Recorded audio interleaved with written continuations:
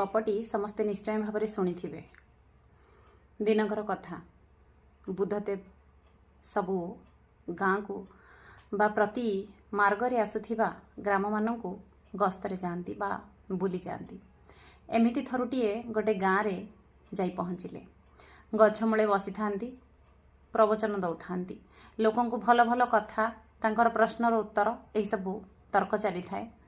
हठात जड़े लोक रागी जाई उत्त्यक्त होई बुद्धंक पाखक आसिले एवं कहिले, तुमे जड़े पाखंडी, तुमे साधु किंबा कौनसी महापुरुष नुह, तुम भली लोक मु दुनिया रे देखिनी।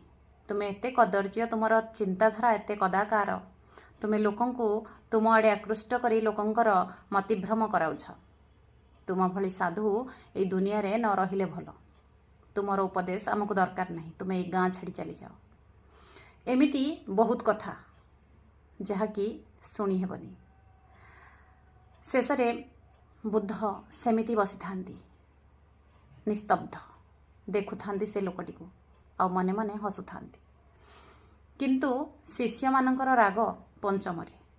शिष्य माने कहउथांती, प्रभु आपण तार उत्तर कौन पाई देउ नहंती?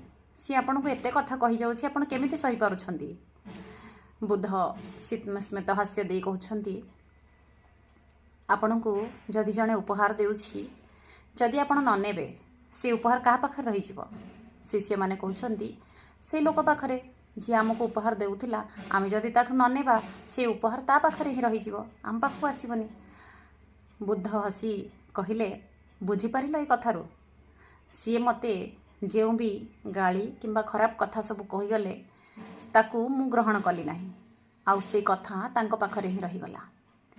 एई सुंदर बुझेबा, एई सुंदर कथा पदक शुणी से लोकर राग से क्षणी शांत होई गला एवं से बुद्धंक गोड़ तले पड़ीगला एवं कहिला, प्रभु मु आपन को चिन्हि पारिलिनी, मु आपन को जानिनी केते कौन कहि देछि रागरे, तेणुकरी मते क्षमा कर दियंतु।